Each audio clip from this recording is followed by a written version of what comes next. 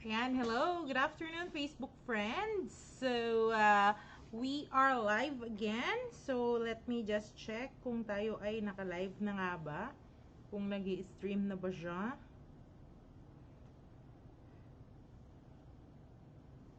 Ayan. Yan, nagpakita na siya. Okay na, live na tayo guys. So anyways, nag-live lang po ako ngayon kasi gusto ko pong share sa inyo no regarding po sa comparison ng Navitas barley with Sante barley and kung saan nga ba ito gawa, anong year sila nag-start, mga ganung bagay po. Yung mga importanteng details about Navitas barley and same with Sante barley. So, i-discuss po natin yun para at least aware po kayo na yung binibili po ba ninyo is original or fake product po ba. Kasi mahirap na sa panahon ngayon, no? Lahat po ng mga pumapatok na mga products is pilit po nilang ginagaya. Syempre, alam nilang mabenta sa tao. So, gusto din nila gumawa ng another version ba para din makabenta sila. Ganun lang ang kalakaran ngayon. So, ipapakita ko po sa inyo no, yung video po regarding or video po ito ni Miss Maritoni na nagsasabi po na or galit siya sa Navitas barley. So, panoorin na lang po natin para makita nyo at marinig nyo din po yung sinasabi po niya, no? Yan. So, i-play ko lang po. Yan. Kasuhan kaya natin sila. Alam nyo, ito ang goal ko sa inyo. Alamin nyo nga kung sino may-ari ng Navitas. Hindi yung international, kasi may Navitas na international. Yung local, yung nanggagaya at nanggagamit ng mga artista, yung nag-e-edit ng mga pictures sa IG, at saka sa mga ibang social media networks. Yun, di ba nabanggit dyan ni Miss Maritoni na yung mga gumagaya or ume-edit ng mga pictures sa Instagram, sa Facebook, at iba pang mga social media platform. Tuloy po natin. Kaya mag-ingat yung mga may-ari niyan. Kasi that is considered cyber libel. That is what that case is. Swerte lang nila right now na hindi pa natin natutuklasan kung sino talaga yung may-ari niyan. Pero once na nalaman natin yan, kawawa sila. Pati sila Doc Willie, pati sila Hart, pati sila Sharon Cuneta. Ang kapal ng mukha nila, ginagamit nila kami nang walang paalam. I-video nyo, ikalat ninyo sa social media. They are users. They are fake sellers. They are using us as their platform to sell. We are not endorsing Navitas. Me personally. Just because we're quiet doesn't mean we're not working. Correct? Enough is enough. If we see you doing any more social media networking, using our faces, our ads, we will go after you with a vengeance. Okay, now, let's put that to rest. Ayoko na silang pag-usapan kasi they're nothing but a second-rate, trying hard copycat. Miss Maritoni, sobrang to the highest level. Kasi, yun nga, actually, totoo nga naman kasi, ang dami-dami talagang pictures online ng mga artista na tulad nila Heart Evangelista, Sharon Cuneta, Angel Locsin, pati nga mga vloggers si yung Tim Bugok, yung mag-asawang vlogger na yon. And si lalong-lalo na po kay Dr. Willie Ong, no? As in, ang dami-dami pong pictures na kumakalat online. Gawa nga ng photoshop po nila ito, no?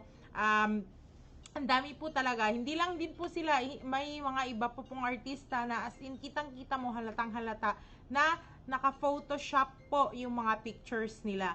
So, makikita nyo po mamaya, no, ipapakita ko na po sa inyo yung regarding po sa sinasabi ko na comparisons, no, ng mga product or kung saan sila nag-umpisa, anong year sila nag-start, mga ganong bagay. Ipapakita ko po lahat sa inyo yun para at least maging aware po kayo at makaiwas po tayo, no, sa fake products. So, ayan, nakikita nyo po sa aking likod ang product comparison, no, of Navitas barley and Sante barley. Yan. So, yan. Makikita nyo po dito, ito po si Santee Barley and ito po si Navitas Barley.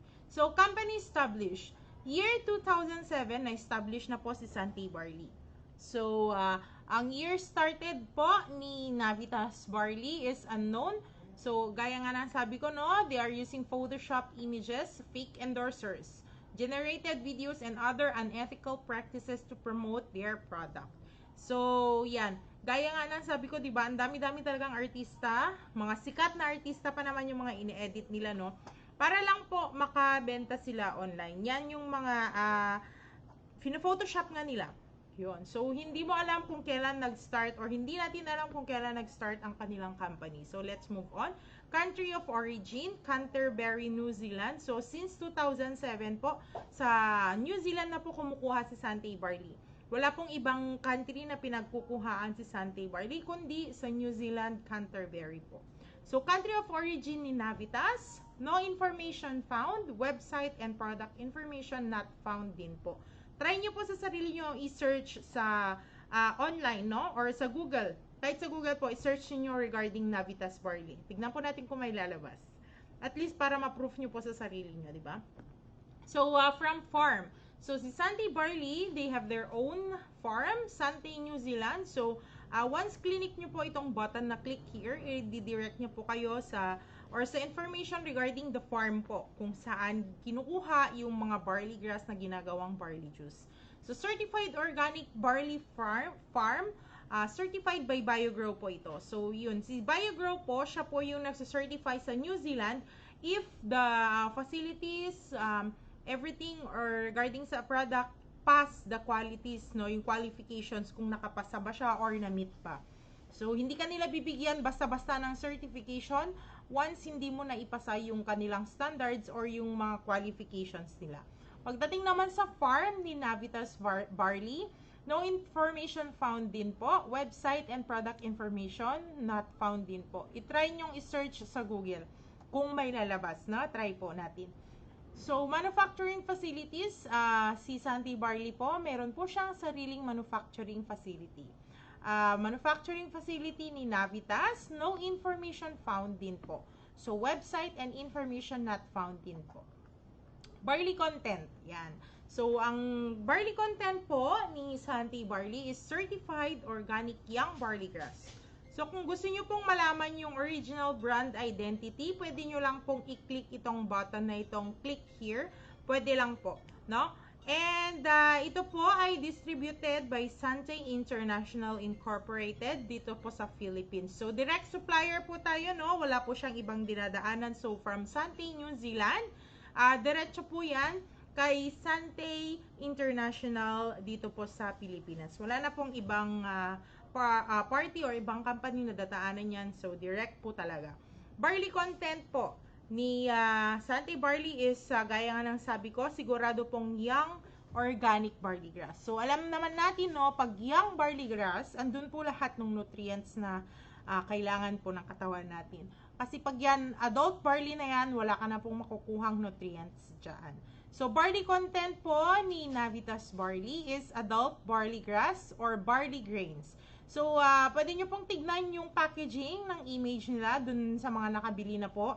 Si packaging image and information, it contains gluten din po. Check nyo po yung laman, no? Gaya nga ng sabi nila, check the label lagi. Yun. So, move on po tayo. Organic certification. So, certified organic by BioGrow New Zealand ang Santee Barley. Yan nga po yung sinasabi ko na nagsa-certify sa Santee Barley na si BioGrow po. Yan. So, pwede nyo pong i-click itong click here button para po may direct kayo regarding dun sa certification po ni Santee Barley. Halal certified and FDA approved din po si Santee Barley. Ito ang kanyang registration number. So, pagdating naman kay Navitas Barley, organic certification, no information found po. Website and product information not found din po. FDA registration or FDA search, ito po, not registered and not approved by the FDA. So, kung ikaw, bibili ka ng product na hindi approved ng FDA, lalo't lalo ito, papapasukin mo sa katawan mo, hindi ka ba magdududa or magtataka? Diba? So, move on po tayo. Sa variant po, Sante Pure Barley has 2 variants. So, meron po tayo yung Sante Pure Barley Grass without stevia. So, yan o, yung mga hindi po mahilig sa sweets, ito po yung bagay sa inyo.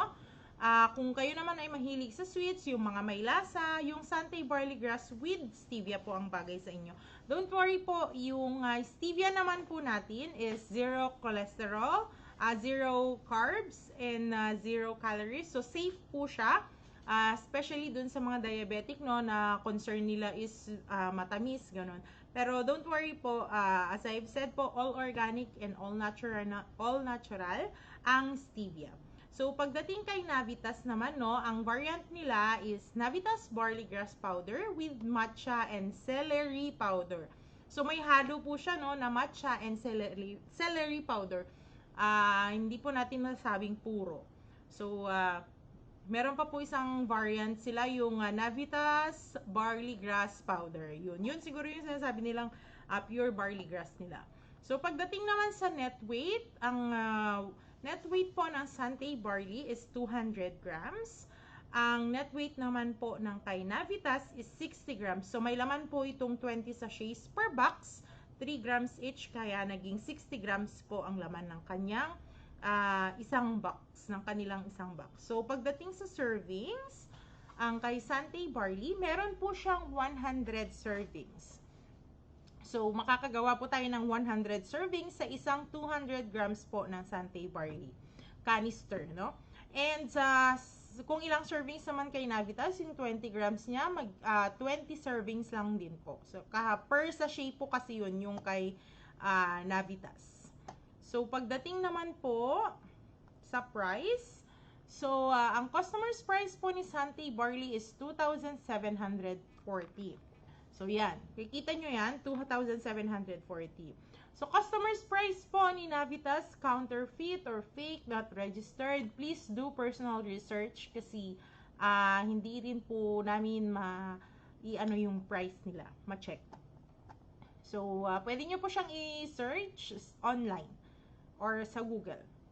Or kahit sa Facebook, dun sa mga lumalabas po nilang ads, pwede po dun. So, dealer's price po ni Sante Barley is 1,918. Dealer's price ni Navitas Barley, wala din po. Hindi po, pwede nyo pong gawan ito ng personal research na para at least kayo po mismo makakita kung magkano ba talaga. So, cost per serving. So, kay Sante Barley is 19 pesos and 18 cents per serving. Ang kay Navitas po, wala pong nakalagay. Counterfeit or fake, not registered. Please do personal research para at least kayo po mismo makakita. So, pagdating naman sa promo, no, ang promo po ngayon ni Sante Barley is yung 3+1. So, pag bumili po kayo ng 3 canister, yan, 5,754 po ang kanyang price. Pero, pag na-avail nyo yung 3+1 na promo niya, ang magiging isang canister na lang po, ang price na lang po niya is 1,438 pesos and 50 cents per canister. Gawa nga nung +1 na promo niya. So, price of 3 pero 4 na canister ang makukuha po ninyo. So, ma-avail nyo po yung promo no once na kayo po ay isang member ng Sante Barley or legit na distributor ng Sante Barley. So, anyways, i-share ko na lang din po sa inyo, no, kung paano po ninyo ma-avail yung ating 30% lifetime discount and at the same time kung paano din po kayo maka-avail ng up to 48% discount. So, yan. So, ipapakita ko po sa inyo yung ating mga bundled products. So, ito yung ating bundled pack. Meron po tayong starter package. Ito po. Yan. So, sa starter package, meron po tayong laman na isang canister, isang box of 10s, and isang box of 30s. Yan. Per sachet po ang laman nitong dalawa na to. Per sachet. Ito po yung canister natin na 200 grams. Excuse me lang po. So, ayan. Anyways, ang price po nito is 4,988. 4,988 po yan. Yan, nakikita nyo po. So, the total value of this pack is actually 5,520. Pero, mabibili nyo lang po ito sa halagang 4,988 pesos. So, makakatipid na po kayo dito ng 532 pesos sa pagbili pa lang po ninyo ng starter package. So, once na nakapag-avail na po kayo niyan ng starter package, pwede na po kayong mag-avail or nung promo natin na 3+1 promo, dun po kayo makakatipid ng 48% discount. Pero, sa pagbili naman po ninyo ng single purchases, no, or for example, gusto nyo bumili lang ng isang canister. So, ang price po niyan, instead na 2,740 ang isang canister, yan, instead na yan, ang price nyo, magiging 1,918 na lamang po ang isang canister sa inyo. It goes with all the products of Sante Barley, hindi lang po sa canister. All products po, 30% lifetime discount na po kayo sa Sante Barley. Yun po ang kagandahan sa pagiging isang member ng Sante Barley, no? Hindi lang po sa isang product kayo discounted, kundi sa lahat na po. And kayo po ang unang-unang kakaalam once na may mga promo po tayo. So, ayan, no? Pag iba-browse nyo pa po ito, yan.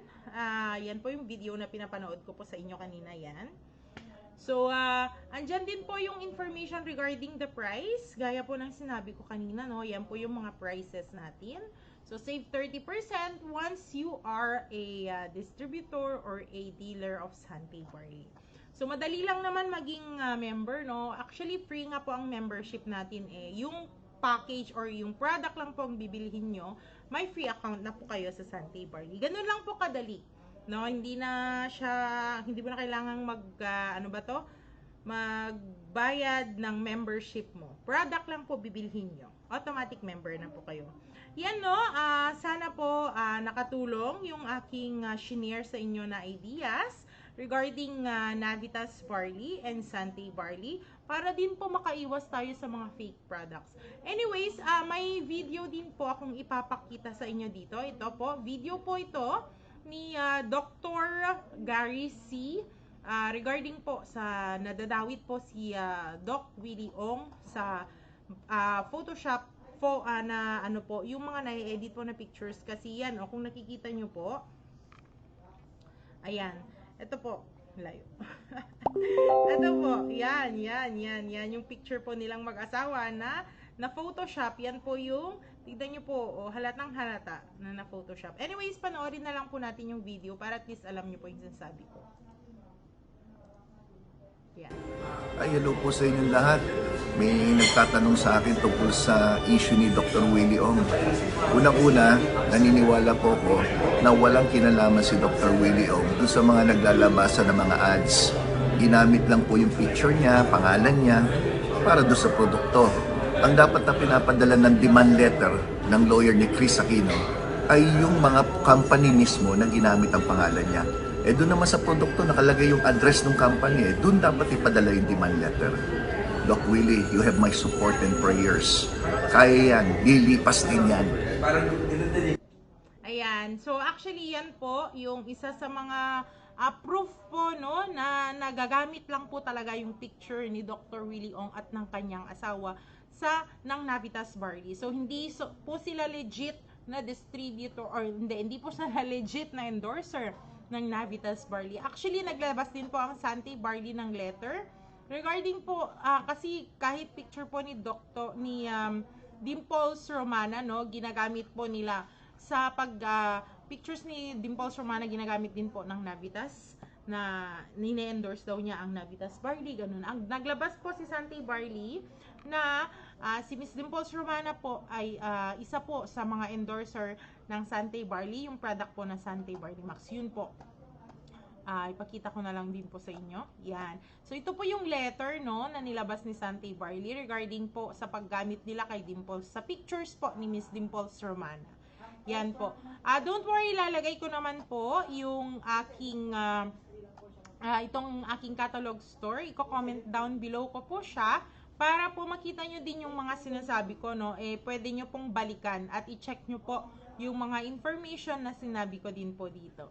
Andito naman po lahat, ilalagay ko din po sa comment section ang aking messenger link para po kung gusto nyo akong i-message, pwede nyo po akong i-message doon, or gusto nyo akong i-text or tawagan, ilalagay ko din po ang aking contact number sa comment sections para at least may mga magamit po or ma-view din po ninyo yung gaya nga nung mga pinakita ko kanina. At kung gusto nyo pong i-explore yun, okay lang po, wala pong problema. Anyways, hanggang dito na lang po ang aking live. Or kung may gusto po kayong i-comment, no, open po ang ating comment section. Pwede po kayong mag-comment doon kung ano po yung gusto nyong i-next na i-live natin or ipakita natin sa inyo. Anyways, that's all for today. I hope everybody is okay and keep safe, everyone. I am Mariel Malilin, one of the customer relations manager ng Santay Barley Tuguegarao branch. Thank you for your time, guys, and keep safe, everyone. Bye for now po.